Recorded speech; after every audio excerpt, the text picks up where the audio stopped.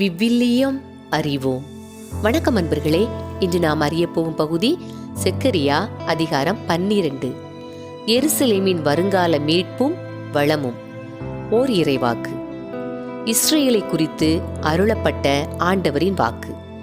விண்வெளியை விரித்தவரும் மண்ணுலகை நிலைநாட்டியவரும் மனிதரின் ஆவியை அவர்களுள் தோற்றுவித்தவருமான ஆண்டவர் கூறுவது இதுவே: இதோ, சூழ்ந்திருக்கும் மக்களினங்கள் அனைத்திற்கும் போதை ஏற்றி தள்ளாடச் செய்யும் மது கிண்ணமாக நான் எருசலேமை ஆக்கப் போகிறேன்.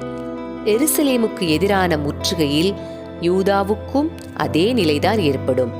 அந்நாளில் நான் மக்களினங்கள் அனைத்திற்கும் எருசலேமை பழுவான கல்லாக்குவேன்.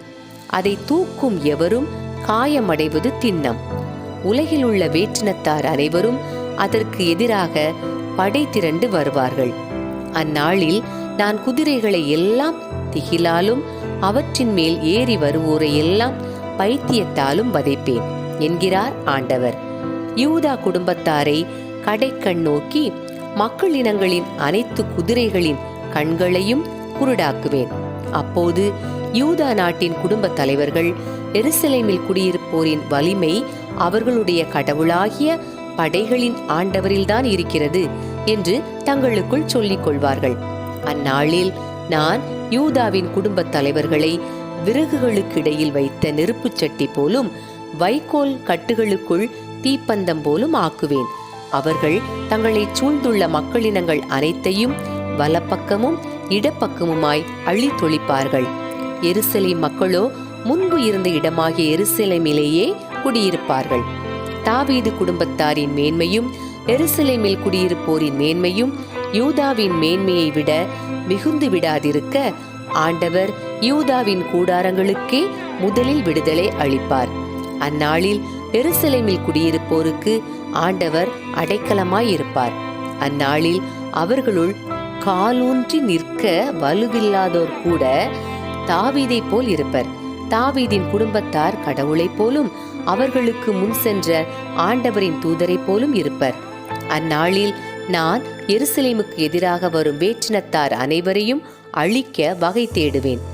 நான் தாவீது குடும்பத்தார் மேலும் எருசலேமில் குடியிருப்போர் மேலும் இரக்க உள்ளத்தையும் மன்றாடும் மனநிலையும் பொழிந்தருள்வேன். அப்போது அவர்கள் தாங்கள் ஊடுருவ குத்தியவனையே உற்று நோக்குவார்கள். அவனை உற்று நோக்கி ஒரே பிள்ளையை பறிகொடுத்து ஓலமிட்டு அழுபவரை போலும் இறந்து போன தம் தலை பிள்ளைக்காக கதறி அழுபவர் போலும் மனம் கசந்து அழுவார்கள். அந்நாளில் எருசலேமில் எழும்பும் ஓலம் மெகித்தோவின் சமவெளியில் அதத்ரிம்மோனின் புலம்பலை போல பெரிதாயிருக்கும். நாடு முழுவதும் குடும்பம் குடும்பமாக புலம்பிக் கொண்டிருக்கும்.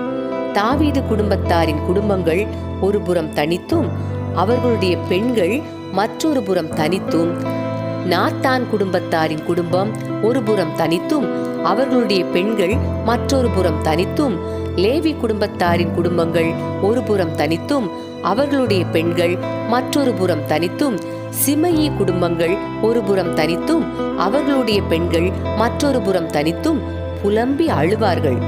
எஞ்சியுள்ள எல்லா குடும்பங்களிலும் ஒவ்வொரு குடும்பமும் தனித்தனியேயும் அவற்றிலுள்ள பெண்கள் தனித்தனியேயும் புலம்பி அழுவார்கள். அன்பர்களே, இறைவார்த்தையோடு பயணித்தோம். இறைவனோடு நம் பயணத்தை தொடர்வோம்.